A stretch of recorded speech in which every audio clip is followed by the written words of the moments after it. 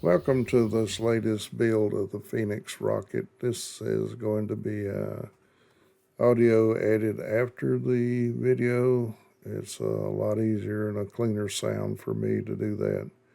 And I'm going to be going over some of the differences since the last video that was made of this. This is getting close to about the end of what I can accomplish here from design, 3D printing, and assembly. The goal was to make a completely modular rocket that if whatever component got damaged, it could be easily replaced. So remember, that is the goal of the construction. So we'll get started with the construction now. As you can see, there's been several different variations of the this particular part that I would call the fin can. And the thing that I'm showing right now is how the edges are beveled into a fillet and also beveled down in the angle of the fin from the top. So it gives a fairly clean, smooth appearance. And I didn't have one to put on this rocket today. This is one I built earlier. So here's the components, and there are many different variations of it.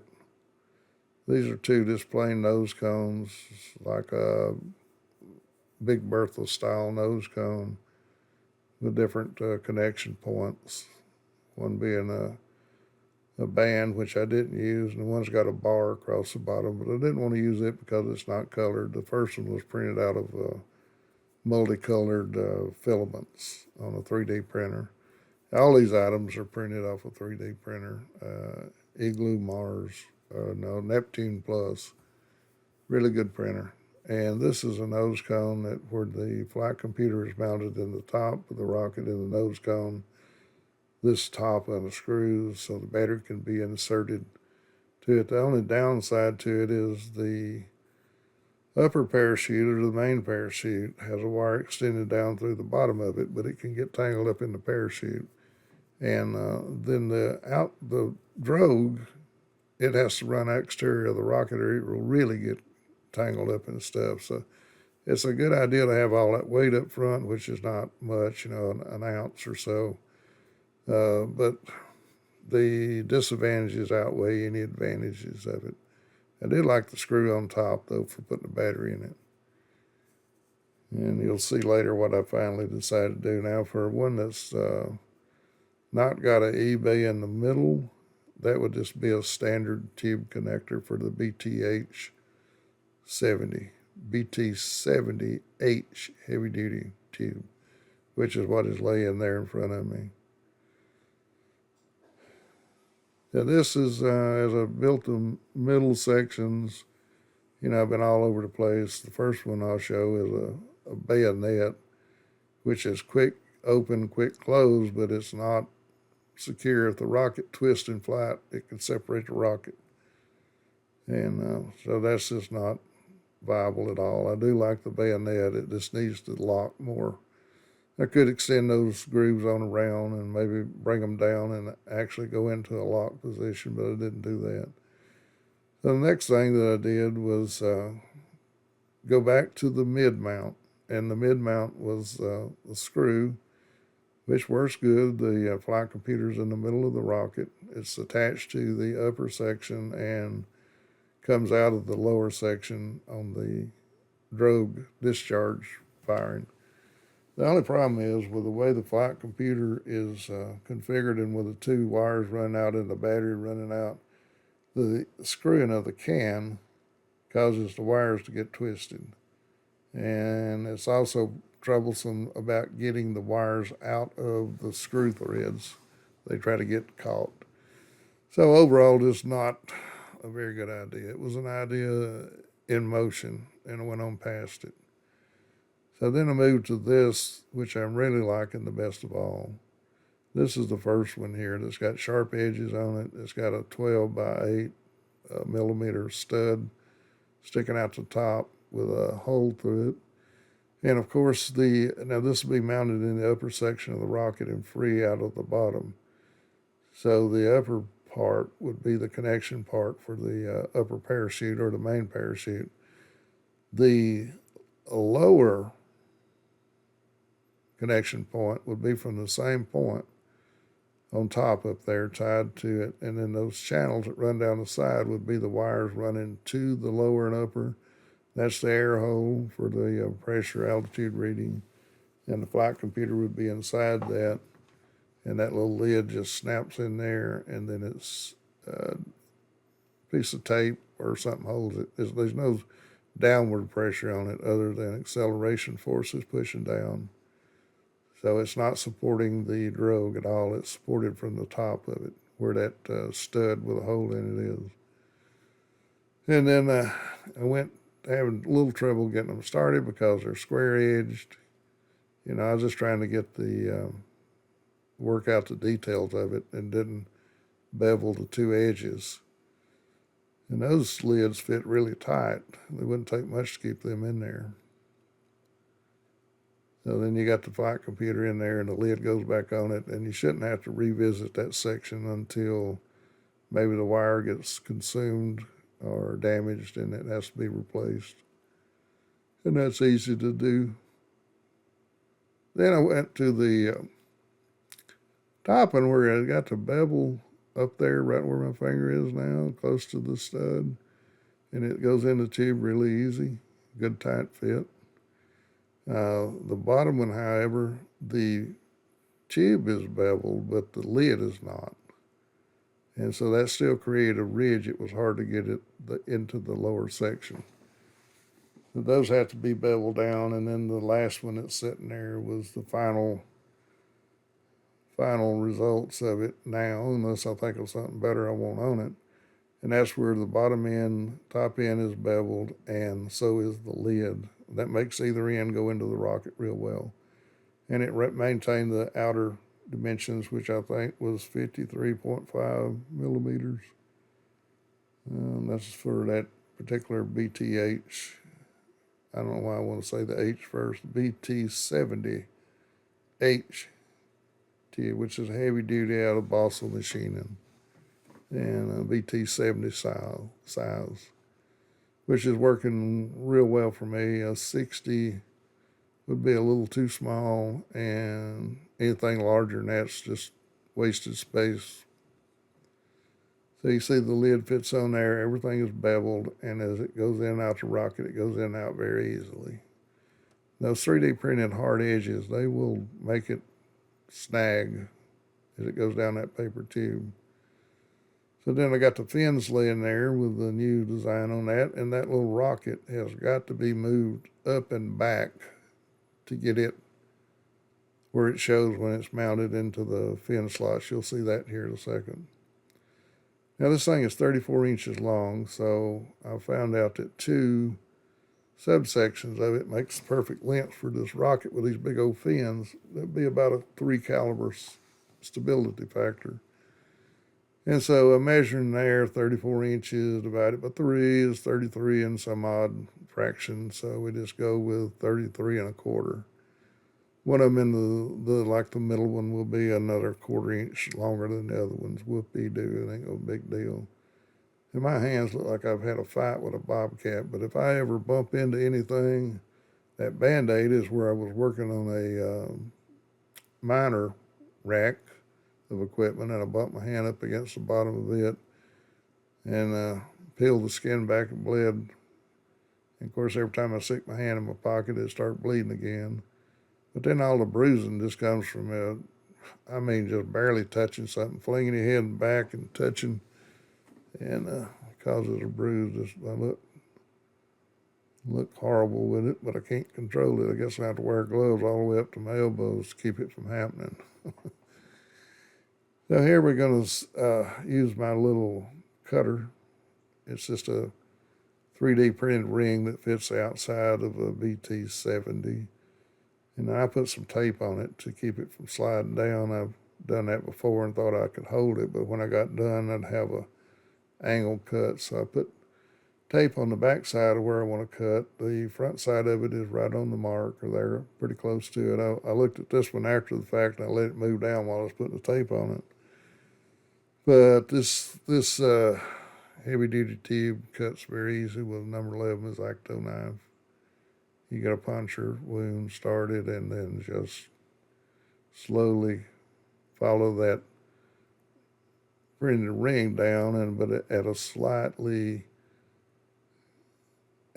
angle that's pointing towards the tube. So you're basically cutting into the tube by 1 or 2 degrees to keep it tight onto that.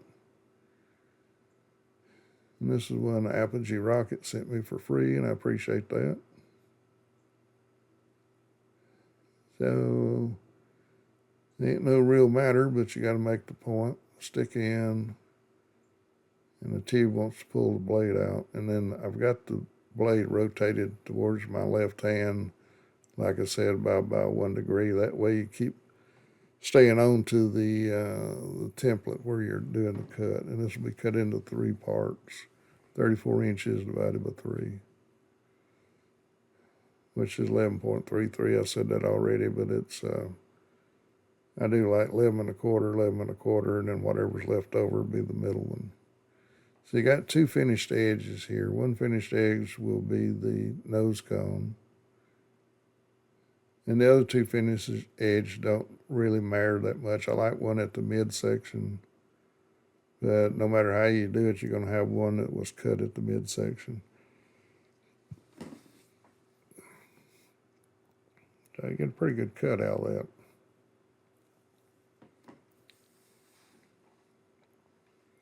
On the 3-inch and 2-inch tube, I use a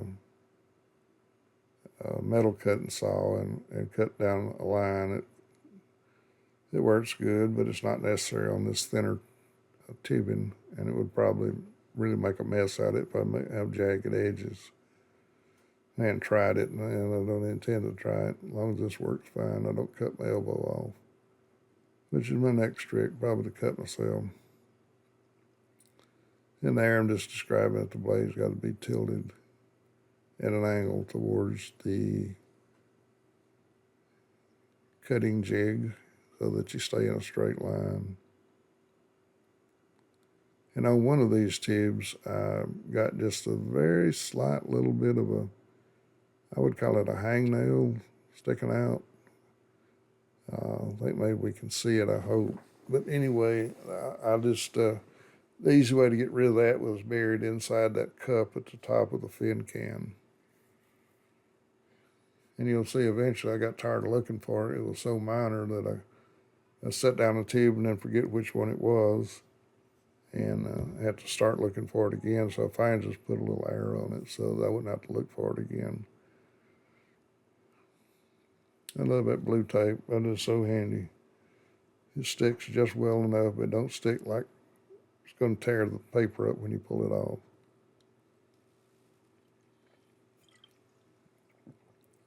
So there's the 3 tubes, which will make 1 1/2 of a rocket. 2 of them per rocket. If you measure down the fin sweep, the tip of the fins, it's about, from the nose cone to the tip of the fins, about 39 inches total.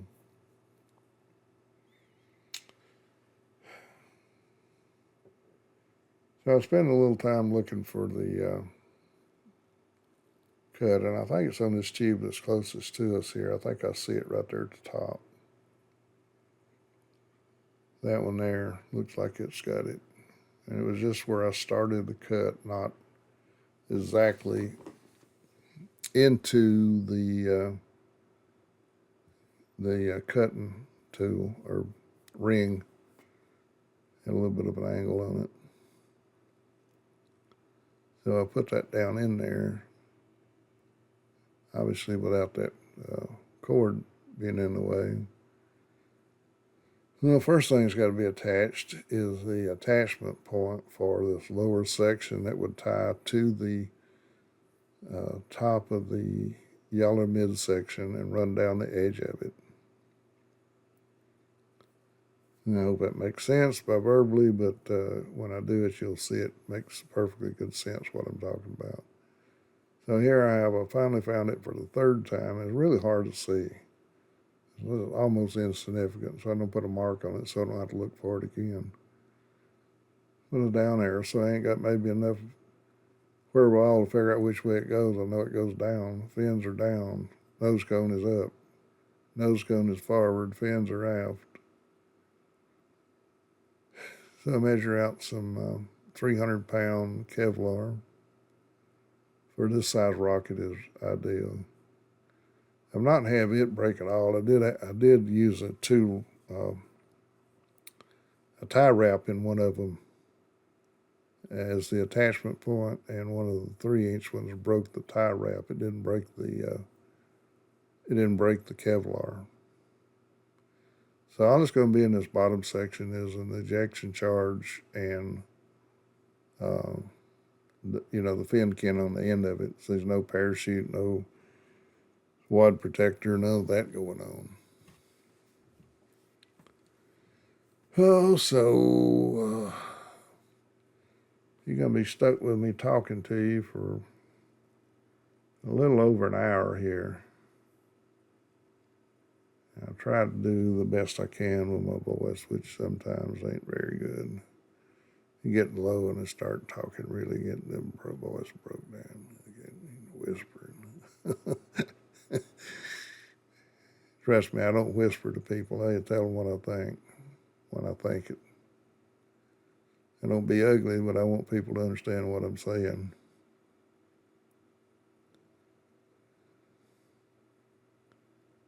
Never ever understood somebody wanting to whisper everything they say. I guess they're just seeing if people's got good hearing. So here what I'm doing is attaching 2 loops together to one loop pulling against another loop. I think that was my goal. And I left that original piece on there. This piece was used on another rocket. And so then it will go from the bottom back towards the midsection and pull all that up in there. And since it's Kevlar, that ejection charge is not going to burn it or make it hard like it does elastic. So I believe the next step would be to put the 3 screws in it. And I use, of course it could be glued in there, but remember the goal was to make a modular rocket. If something gets broken or bent, that it can be taken apart and all the parts used except for the broken part. So I like to put the screw right in line with the fin. I know it's not in the way of anything else going on. Just poke a hole through there and run a screw through it. And I use several of these self-tapping 2mm headed screws. And I got to find the tool that used to put it in there with. And I'll probably wind up dropping the screw 4 or 5 times. I worked for an office equipment repair company for about 12 years, and one of the older gentlemen that had worked on Burroughs adding machines, which if anybody's ever seen them, the typewriter, it'll make the Burroughs adding machine makes, they use it in banks for accounting, ledger accounting, and the mechanics of it makes the typewriter look like a play toy. But anyway, it's got a lot of screws in it. Apparently they were working on one day, and they had a screw in the very back, and every time they get it right ready to go in the hole, it'd fall off the end of the screwdriver. So one of the guys turned to the other one and said, "I want you to look, we've actually wore that thread out on that screw by dropping it so many times." And that would be a nightmare to work on them. All mechanical, every bit of it, run by a motor. So I'm not going to wear the threads out on these self-tapping screws by dropping them a few times. So I like to put 3 in there, 1 by each fin. Could go more than that. Sometimes I will try to just, if I'm drilling through the tube into plastic, I'll try to stop short before I go all the way into the plastic. Just get a little divot started, and then like this, plastic to the tube. I try to hold back and not go through the tube, but most of the time I will go through it.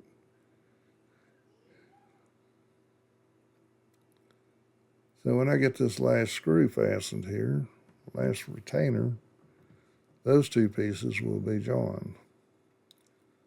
So if the 3D printed plastic piece gets broken, one of the fin holders gets broken off, it can be easily replaced. The fin's taken out of it and replaced. You can see this one is not beveled away from the body tube. It's beveled with a fin, but not away from the body tube. So one of the bevels is missing on it.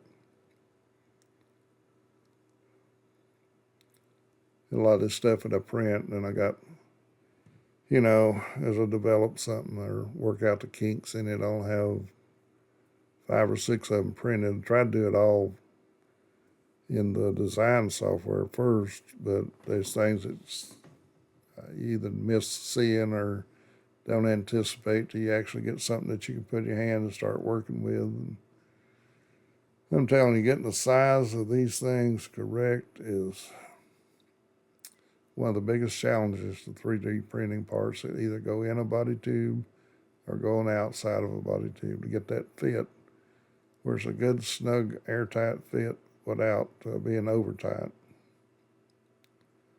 Now, of course, if you print them too little, you can always add to them with tape. And that's the flight computer, the 1500. It's got one connector on it right now, which is the battery.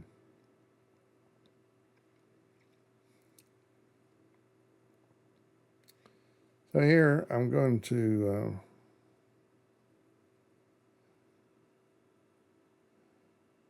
go ahead and put the wires on the flight computer now.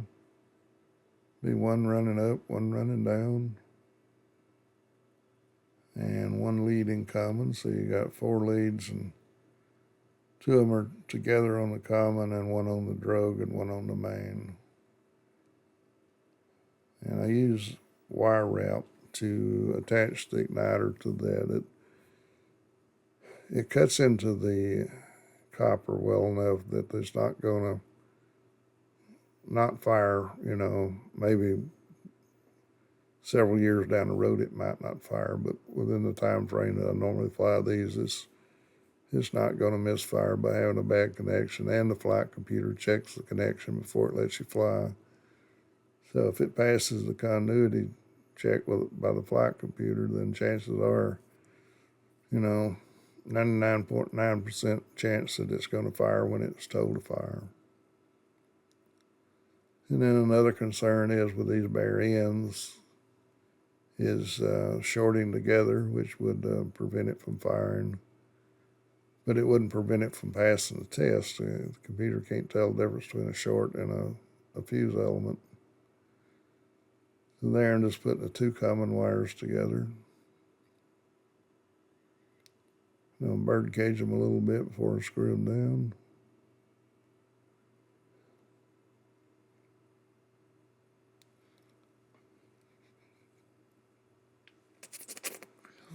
And that board is marked from me away from me, take it back. From my right to my left is the common, the drogue, and then the main.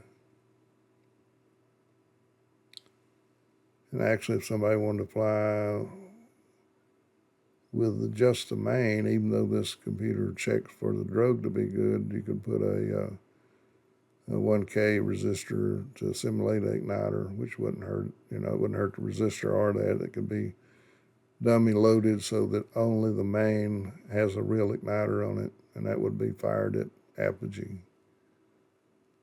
Just one way to get around not having dual deploy. Or you can tell the computer to just do single deploy, and it won't even check the drogue. When I thought of that, I thought of a good reason to do it. Now I can't think of any good reason to really do that. If the software will bystep it, why go to the trouble of putting a resistor to simulate it. Anyway, oh, I know one reason why. I just remembered what I forgot what I remember. Was in dual or single deploy, the main opens strictly at apogee. But if you want it to be less than apogee, you could dummy that drogue and then fire the main at whatever altitude you wanted to. Just have to be cautious of the rocket going ballistic as it comes straight down. These big old fins are probably not going to get very ballistic.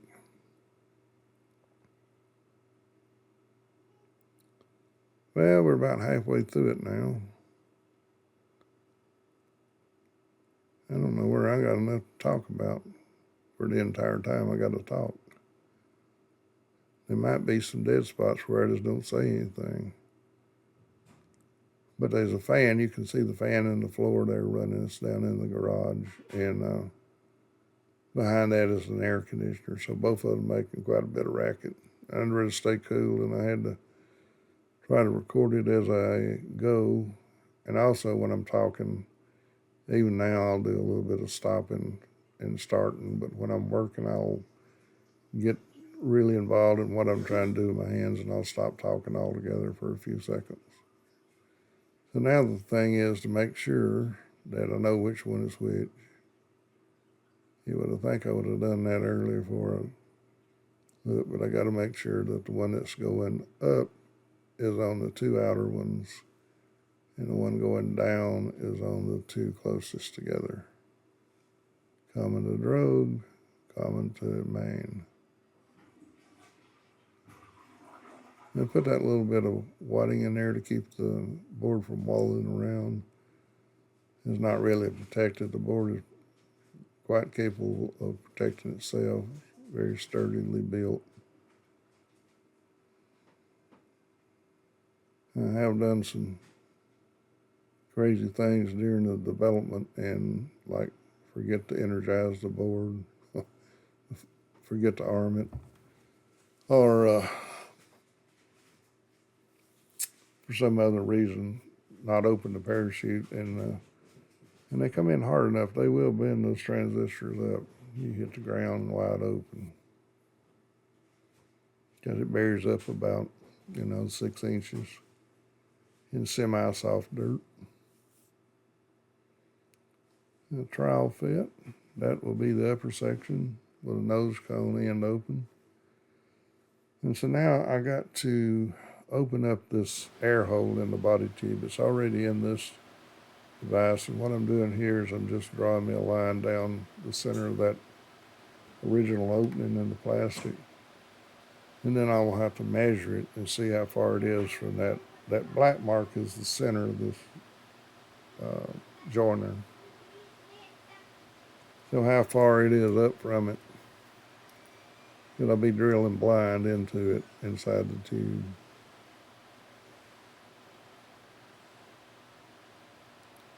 I'm trying to measure to about the center of that pre-made hole in the plastic.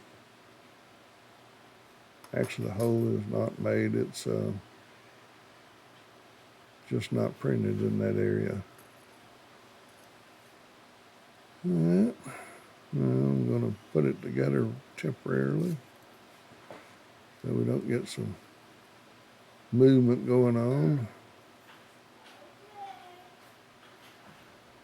One last measurement, see where it's at.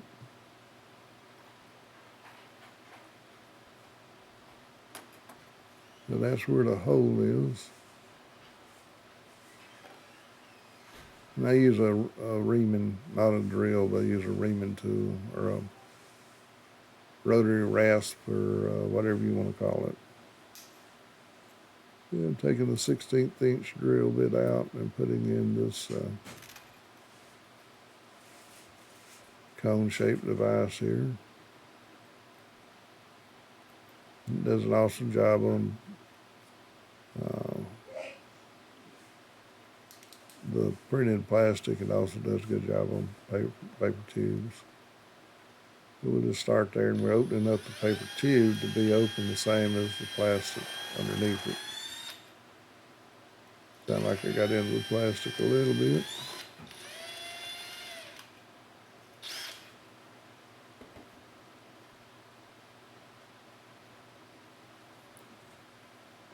All right.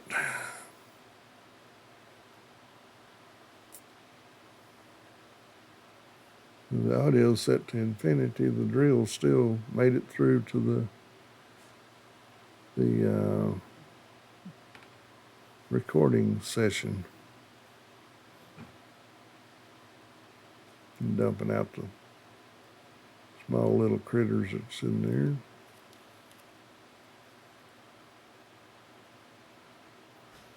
They're not critters, they're little pieces of plastic and cardboard.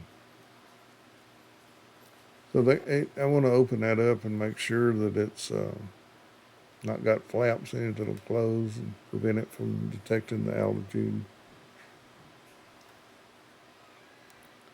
And that's what I'm doing now, is going back and just clean up that hole of this drill in the paper.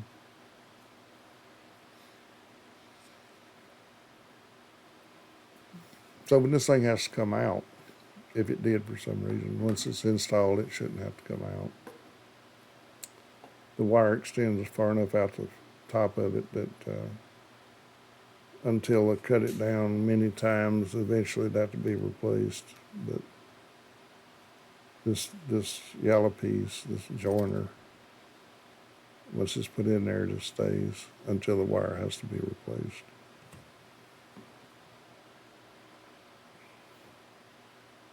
Put that tiny little bit back in there. Turn it till it clicks. Now, at this point, do I need to run the wires or do I need to mount it first? I need to run the wires, I think. So this is probably the one going to the top. It is. The next thing we're going to do is slide this battery connector up in there. And that one little stiff wire is going to fight me to the end. Hello.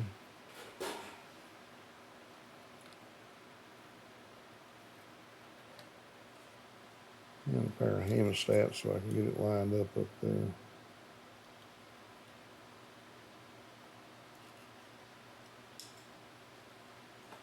And grab hold of it. Pull him on through. And like I said, other than replacing the wires or that device going bad, it's going to be sealed up. Only to be taken out in the case that something needs to be replaced.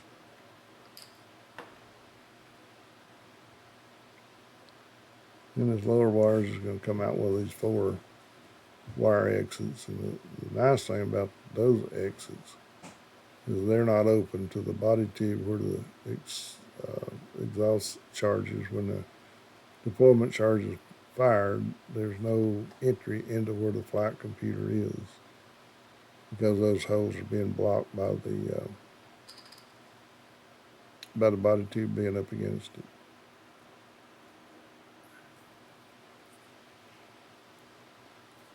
I like to use this aluminum tape. It's duct tape. I mean, not duct tape, like in the sense of the old gray clothy looking stuff. This is actual for duct work. And it's very thin and it adheres very well, so it's my choice for using on this particular application. It's also fire resistant, being metal. And it's relatively cheap. You buy it at Harbor Freight. They almost pay you to take it. It sells so good you couldn't even believe it. Here, take 2 rolls. Now, that's not that cheap, but it is very reasonable. This is the only part I don't like dealing with, it is getting the paper and the foil separated. It is tedious with a T. And now let's get that thing on there and seal it up. And we're going to start putting some metal strapping across the top of it. This is where you need 5 hands, and I only got 2.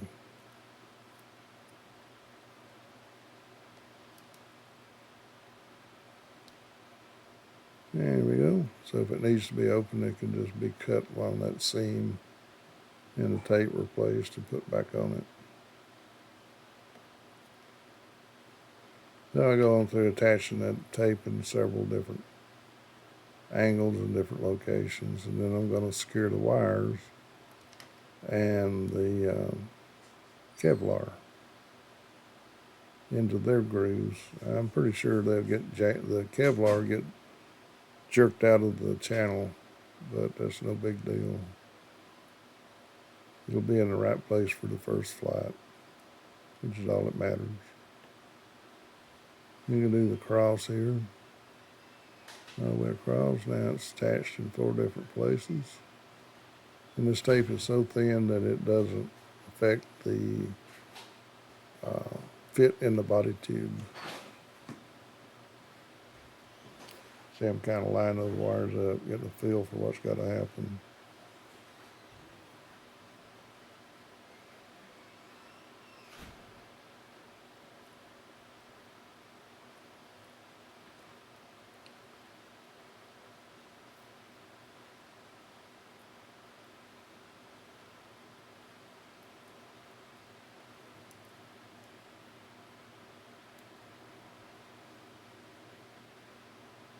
And it lays down there perfectly. Used on this fin can over here, I used the FreeCAD to design the tube parts of it, and then Blender to add the fin holders, the 2 vertical, 2 perpendicular pieces that the fin sits between. And then I also added the rail guide there at the bottom, you can see. That was a combination of FreeCAD and Blender. This device here was, I'm pretty sure, I may be wrong, but I think it was created entirely in Blender. And if not, the majority of it was done in Blender.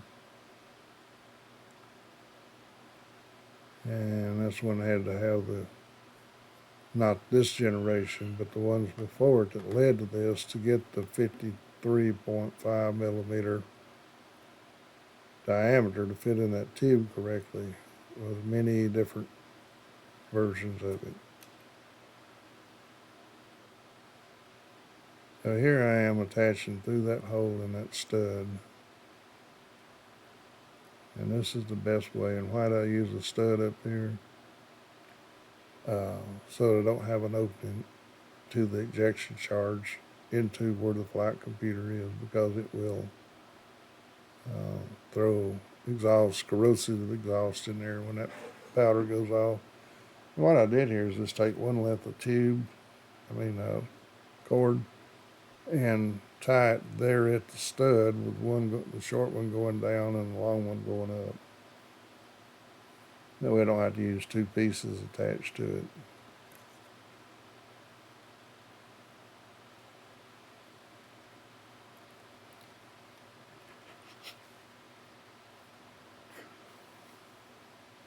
Now we'll pull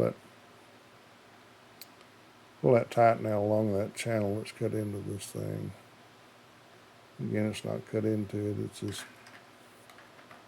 cut out of it, I should say, as it's being printed.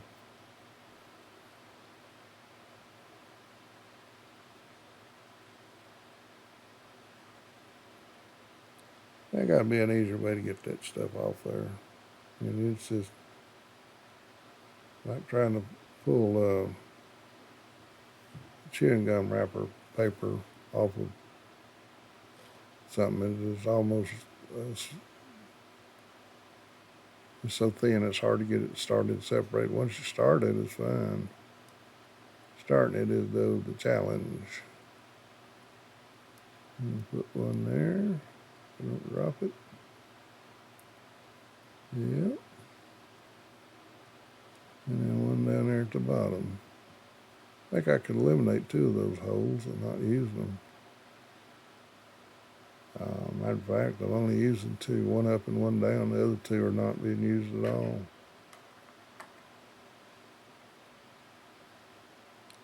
And that black mark there that you can see in the center of it is the center of that device. So I know when half of it's in the upper body tube and half of it's in the lower.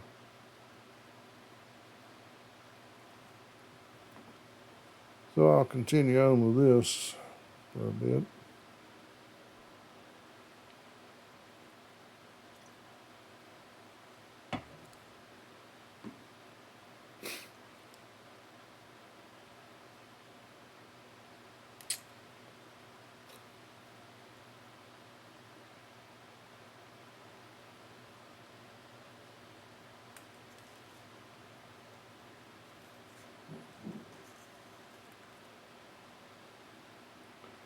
Okay, Danny, that's not going to work. You got to stuff that power cord back in there to get it out of the way.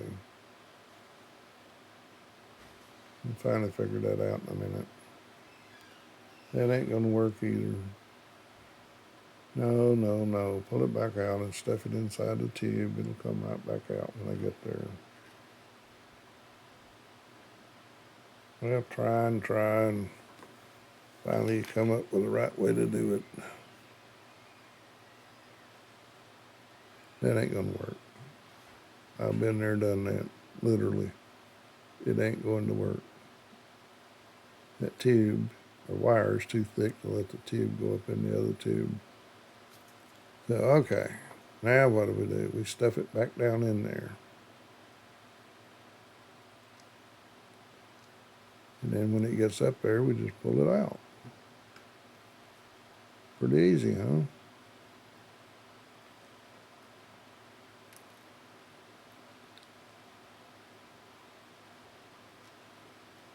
There we go. Now the battery on these, one of the compromises that has to be made is the battery is external to the flight computer. There's advantages to that and disadvantages, obviously. Those batteries weigh very little, and I can mount them far forward as possible and then put a piece of blue tape on there for the fly and hold them in place. So now we're going to start adding the screws. I think I used 3 on this. I may have used 4. I'm going to use a little short screw for that.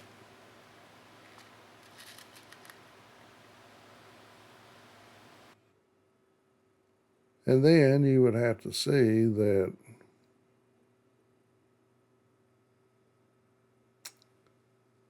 the screw went in that hole. It had to be taken back out. So now, being considerably smarter than I was 5 minutes ago, I put a piece of tape over there to keep it from jumping in that hole.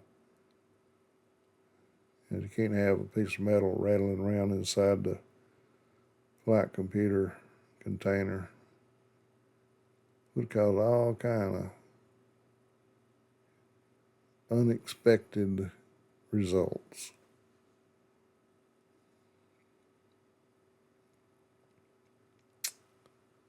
I was just watching a little segment on the Space Shuttle Challenger in that disastrous flight, and that is the absolute definition of unexpected results. And poor people lost their lives, no way out of it, just horrible.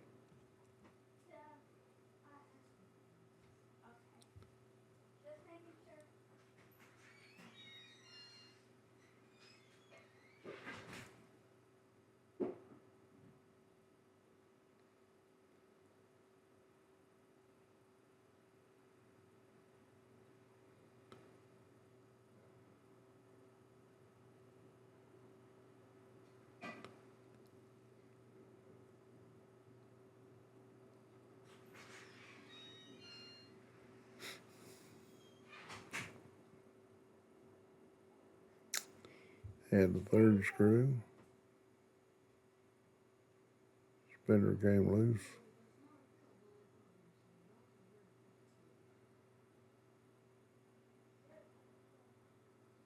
It didn't drill too deep into that plastic, and that's the reason I had a little trouble getting them started. Because I wanted the plastic to be, the drill bit is smaller than the screw, but it's not that much smaller. Those are self-tapping screws, so if I can just get them started, then they've got a lot better grip than if I drill a hole all the way through it. And also, it's not real smart to be drilling holes through the container that's containing the flight computer. Might drill through a portion of it and let the electrons out. All right, so we got one down and one going up.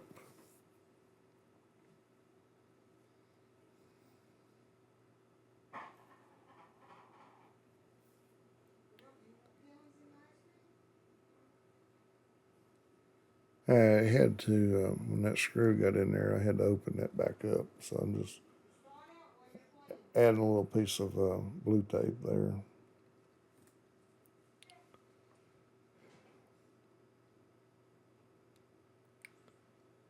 So we got one coming out the top. We got one going down to the bottom. We got a attachment point at the top. You got attachment point at the bottom.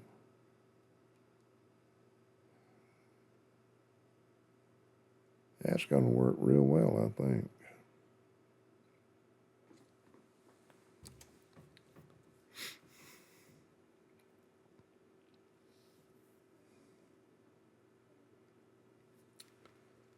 I'll go ahead and put the igniters on there and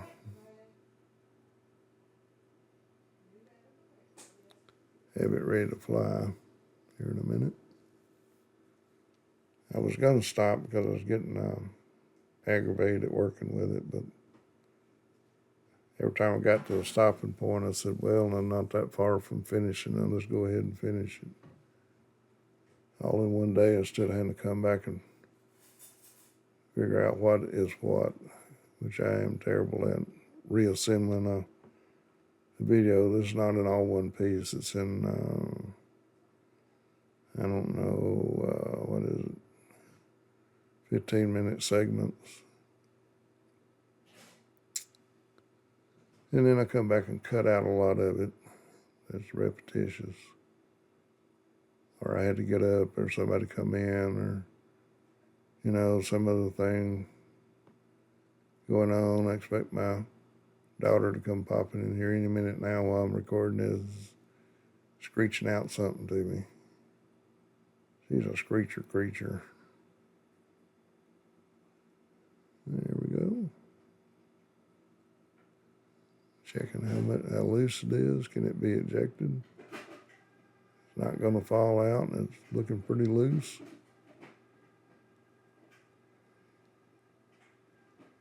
So we will move some of this stuff out of the way. Workbench gets cluttered awful badly. And I can set something down and, like that pin laying there. If it gets on the backside of that rocket, I can spend 2-3 minutes looking for it, knowing it was there, but I can't see it because it's on the blind side to me.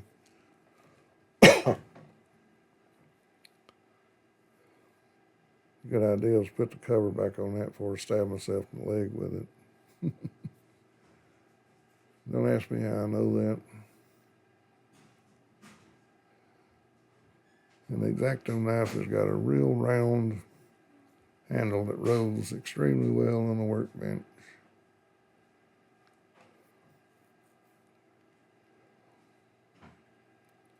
I like to put loops in both of these. They're easy to get over the nose cone and do the attachment to it without having a separate tying a knot in it. And I also use the protector blanket to protect the elastic cord because it gets hard when it gets exposed to too much heat from the ejection charge.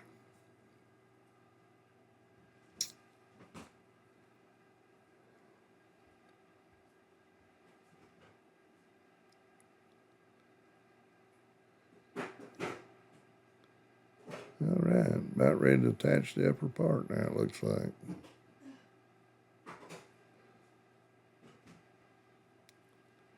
This is two loops connected together.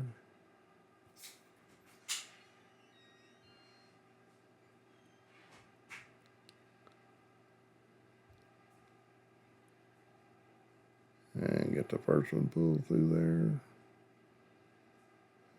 Get that knot down there so it can stop the. I left a little tail on the end of that when I made that loop. And I can get the fire blanket and run it back down that cord. And when I do, I will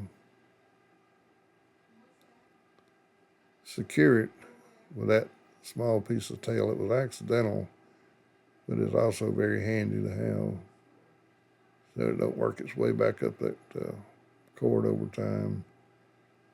So what I'll be doing right there is just tying the loose end of the Kevlar around the opening in the fire blanket to secure it in place where it'll stay in one spot.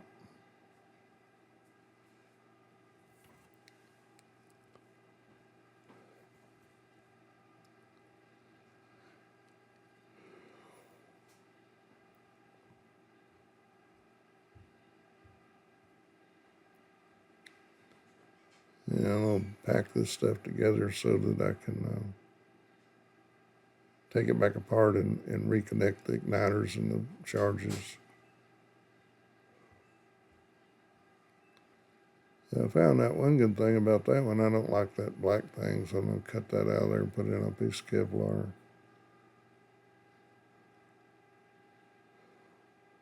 It's just an old piece of black flex stretchy tube, stretchy elastic cord. Take him out and throw him away. That hole was used for a flight computer at one point.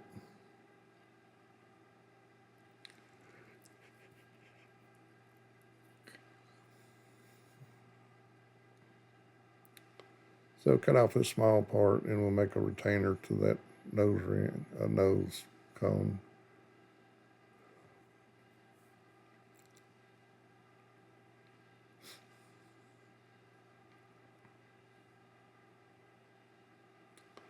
There's a small hole beside that big hole that goes back in, so it's not getting caught between the body tube and the shoulder of it. And then bring it back and tie it.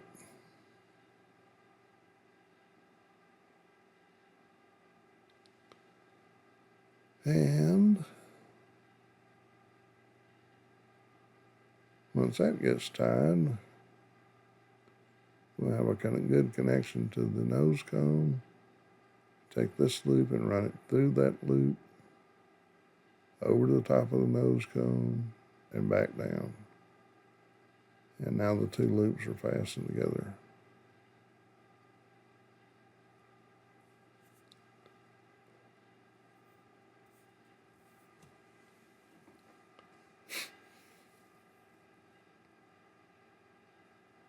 And there we go.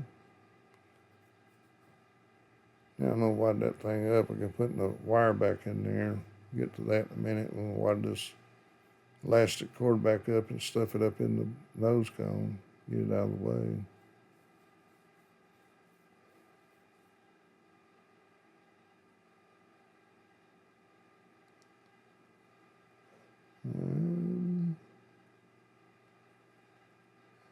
Be about right. It's a little loose, so I have to come back and add a little bit of tape to that nose cone. But basically, the rocket part, other than the fins and the igniters, is complete. So I'll do a little bit of reshuffling, stuff laying all over the bench that's in my way. And a good millimeter scale.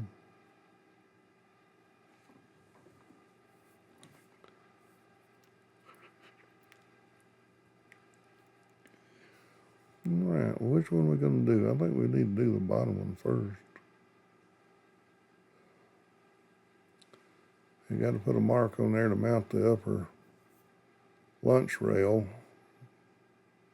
get it straight down the tube, and then of course it can be pivoted against the bottom piece to line them up for flight. So it don't matter as long as it's just directly on the body tube. It don't matter what rotation the body tube is, as long as the two guides line up. All right, look like next thing we're going to do is do the fins. Those are all printed out. Like I said, I got to move that. I think I moved that little rocket smaller and then move it up further because it's getting trapped by part of those guide rails, fin guide rails. Yeah. Right there. Right there. I think maybe I would cut that back to 3 because the other ones only have 3, and make them smaller in length so they're not so hard to cut through. They're not really hard to cut through, but they're not easy to cut through either. If you don't get one cut before you start doing this, it will actually delaminate the plywood. I didn't paint or color any of this stuff this time. I did the one before, and I put some kind of varnish on it. Like it took 3 days for it to dry, so I'm not going to go that route again. That was the one that I brought over earlier to show how the 3D support had been filtered into the fin. If you know how to use Blender, there's not a whole lot you can't do. Time you get, you measure a part, and then you design a part to that exact measurement, and you go through the printing process, which the first step of that is to slice it. And sometimes, you're talking about the difference in 0.02 millimeters. It can be off that much to make it too tight or too loose. Too loose can always be fixed with extra tape. Too tight has to be fixed by reaming it out. Now these have already been sanded. I took them over there and sanded and got rid of the burrs off of them. Not a great sanding job, but it's not an absolute horrible one either. And on this one I use 2 screws. They're long enough to go through both of those perpendicular fin guides, printed fin guides.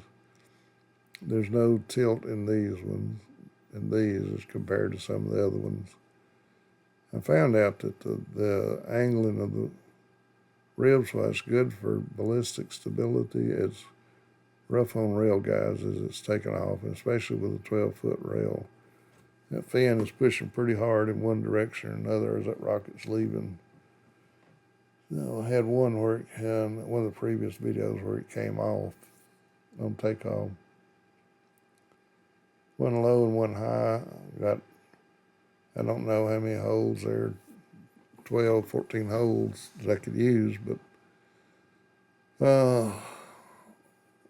I don't see any real need in it unless the fin gets loose. Well, the only way it get loose is if those guides are broken or if the fin is broken. So I'd rather have it have a little bit of give by only using 2 screws as being tied down extremely tight, where the fin hits the thing, something's going to break.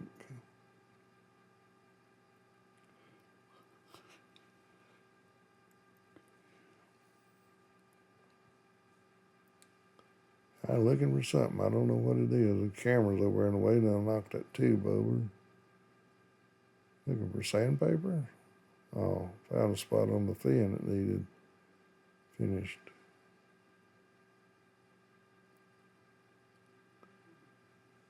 I think it would be nice to maybe do the inlay on that one in white and then do the fin in the darker colored. So all those are cut to the 16th of an inch deep, those the word Phoenix and the rocket.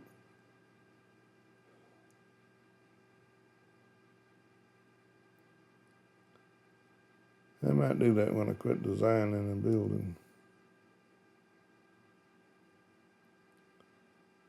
So I got to put 2 screws in there.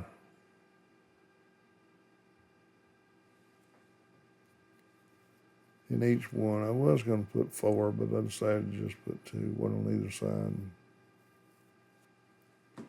And they go all the way through, so they're kind of screwed into that far plastic piece as well as the fin itself. A lot of opportunities for it to hold to it real well.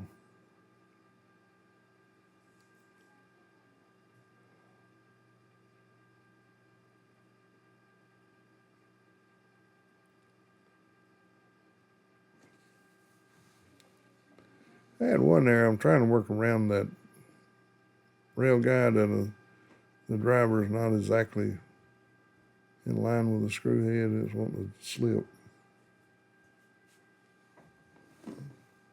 That's with Pete. Shut up. He's talking. Why do you have to be in here running your mouth? I told you she's coming in here. I'm coming here and run that head.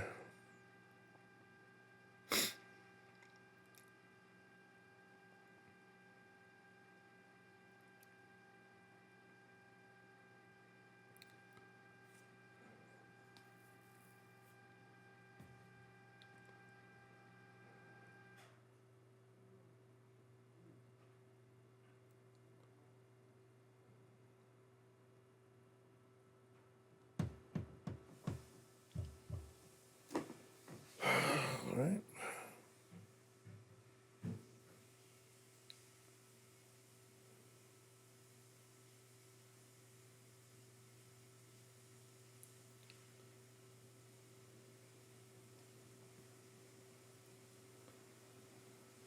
Yeah, getting the 3rd fin on there.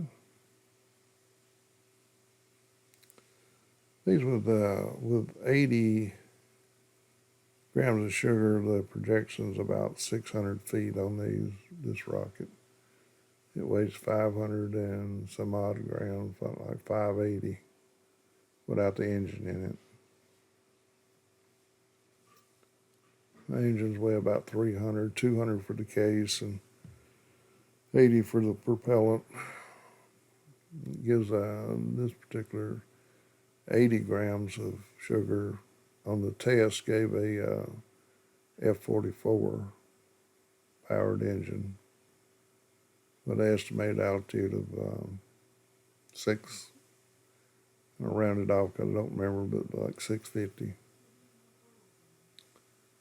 It's got a 3/4 inch core in coating in the fuel, which gets it off the rod in a hurry.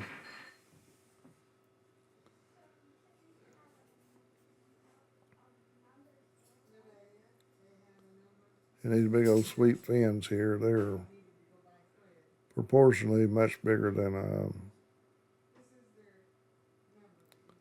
Fossil USA, not Fossil USA. Where'd that come from?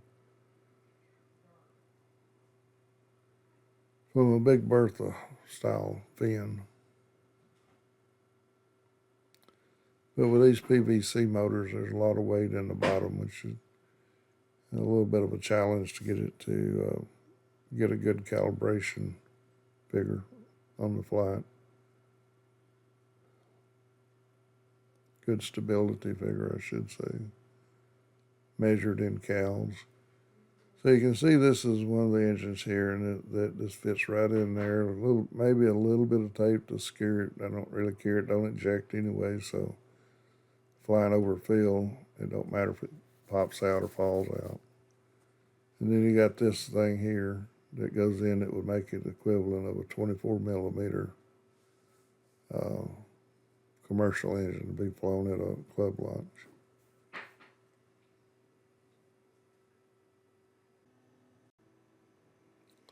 Okay, the next thing we're going to do is put on the ejection charges.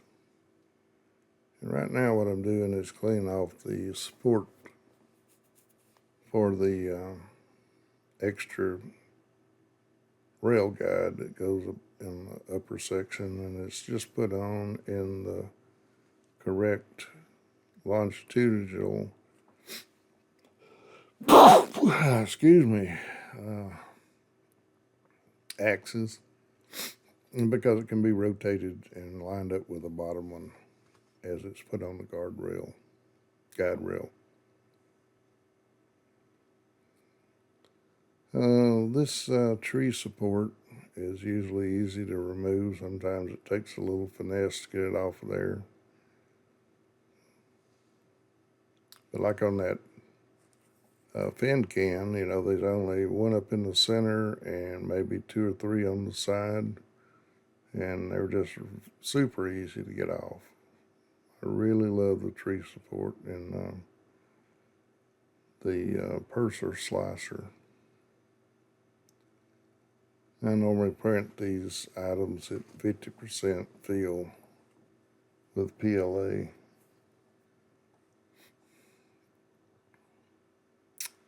So a little sanding to rough up the bottom edge so it'll stick a little better.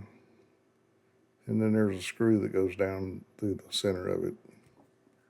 It's only attached to the cardboard, but the glue is the main holder, and the screw is to keep it from breaking adhesion.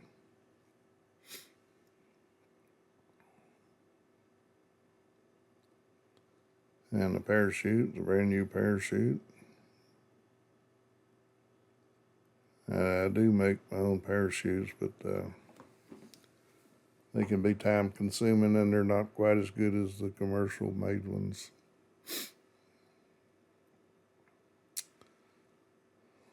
So we separate the 2 pieces now. And that's the wire for the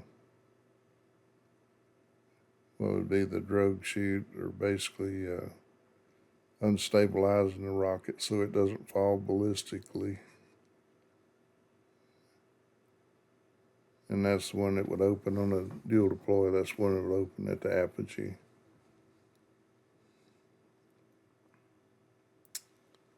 So I got a little scoop that I use for the black powder, so I get the same load every time.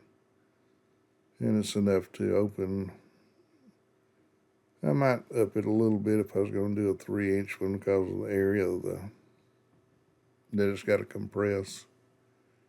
And they're put into plastic vials with a little plastic top on it, and that's just to keep the powder and the igniter all in the same area. It's not to make a firecracker or anything like that. It's just the expansion of the gas as the black powder burns, so you get a little bit of a boom, but it's not intentional. It's mostly just to gas pressurize the lower part or the upper part. And like I said, what I use is a wire wrapping tool, and I'll put the finer wire on the thicker wire. Well, that's the most easy way and sure way of me doing it. I've tried many different ways, and some I like and some I don't like, but I like this one the best. Other than finding that little bitty tiny hole, there's a fairly good sized hole in the center of the tool, but then the wire wrap hole is a very fine hole that's up above it. And you hold them both together and then twist the tool as I'm doing here. And you get a very secure connection. Not a wire wrapping posts are square so that the copper bites into the corners, but it also works sufficiently well on a round post, which is the bigger, the white wire coming down has got a bigger connector in it. And then we're going to put the powder in the little vial with the igniter.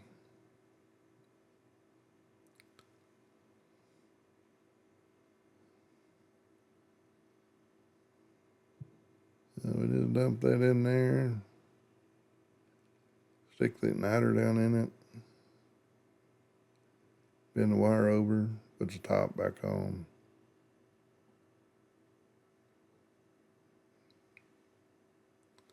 Now, a lot of people use cups on the eBay on the bottom and the top, but I found that's not necessary. This is, I put the blue tape on there to try to keep the cap and the vial attached to the wire. It don't always work. Sometimes you lose it or you lose the top. But anyway, it's an attempt to keep them together on the way down.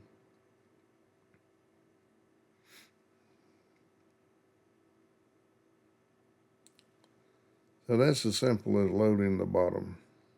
Just no parachute, no wadding, no anything. There's a bulkhead at the top of where the fins attach, and the bottom of where the tube attaches. A bulkhead there, so it don't pressurize the engine. It's not intentional, but it's to keep all the pressure inside that bottom tube.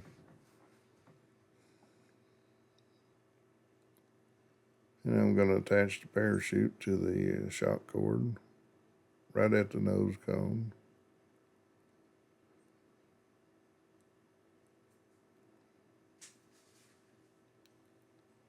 Pull a loop out and then run it back through it.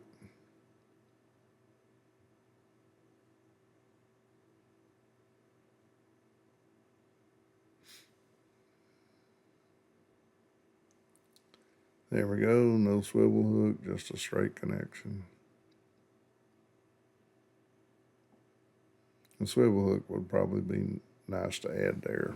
The lines do get a little twisted around. They're easy to correct after the fact.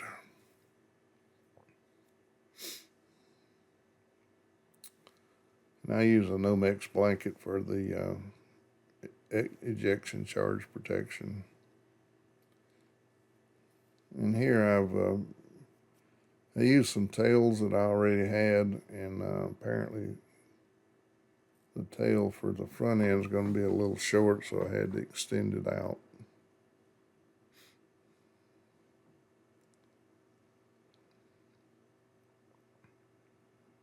And all this wire that's it's not permanent, it's expendable. So after the ejection charge goes off, the part that was skint back gets cut off and just thrown away. So every time that the rocket flies, that wire gets a little bit shorter each time. You know, what I'm doing here is opening that wire up and skinning back both of the conductors. And on this particular one, since it's more or less permanent for a while, I guess that would be semi-permanent. Connection is soldered just to remove any possibility of it coming loose. So now that's soldered on there. And then we're going to do the same thing with the igniter here. Wire wrap the two connectors together, conductors.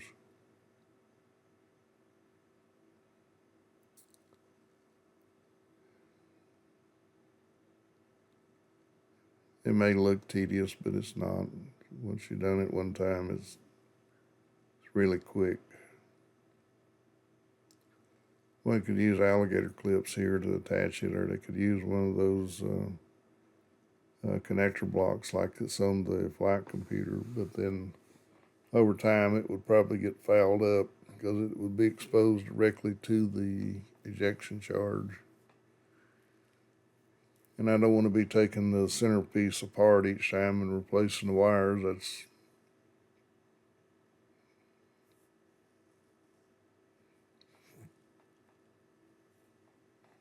That's not a good position to be in.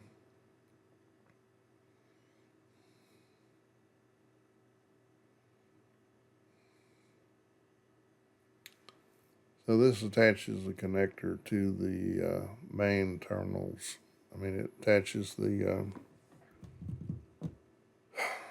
E-match to the main parachute deployment channel.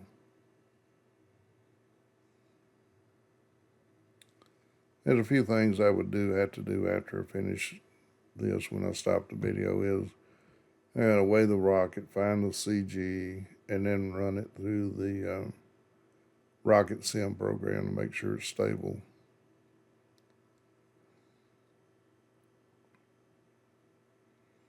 But since I'm basically copying one design from one to the other one, there's really no point in being worried about it being stable. It's already flight proven to be stable. But I want to see what the expected altitude is because each one of them weighs slightly different.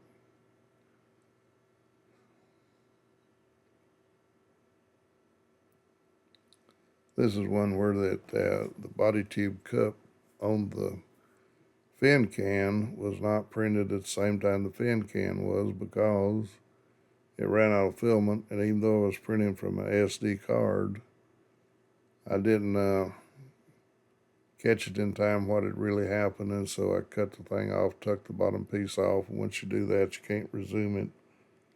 Reloaded filament, just happened to be the same color, and then printed that piece from scratch, and that's the part above the fins, and it's attached to the bottom part with a little bit of glue, a little bit of epoxy, and about 3-4 screws down through it to keep it secure. I feel real good about it having the durability it needs. And the good thing about being able to 3D print your parts is just, if it fails, throw it away and print another one. These take about, I think 17 hours to print one of those. I'm not sure because I printed several. Maybe that was ones with a fin, so maybe around 11 hours to print. I think that's right, 11 hours to print one of those. But these are just basic home 3D printers. They're not fast. They're not been jacked up to run fast. They just toddle along. They do a good job of it, I think. All the parts are fully functional, and now we're packing the chute protector in there. And I like to wrap that around my fingers to keep it from being squirrely, and then I'll put it up in the nose cone. And then we'll put the nose cone in there, and I find it's just a little bit loose, so I'm going to tighten it up with a small amount of blue tape. You want it where that you can pull the nose cone or suspend the rocket from the nose cone without it coming out. I think that's the objective on the tightness. I probably put them on there just a little bit looser than that because I want to make sure they will pop out when the charge is fired.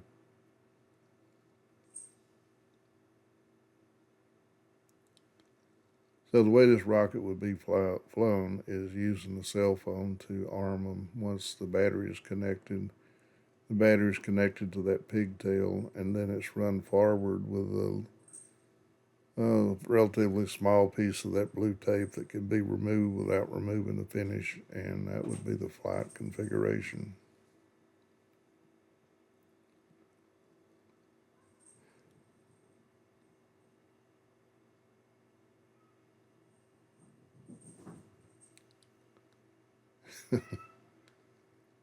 I got a cat that's in a zoom mode. It's about 11:30 at night here during this recording, and he's wanting to zoom back and forth. I guess it burns off some energy so he can go to sleep.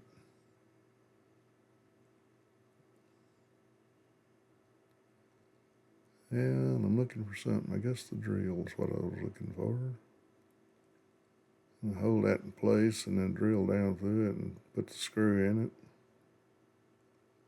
So far I haven't lost one that way. I would not build a permanent rocket with no more better attachment point than that.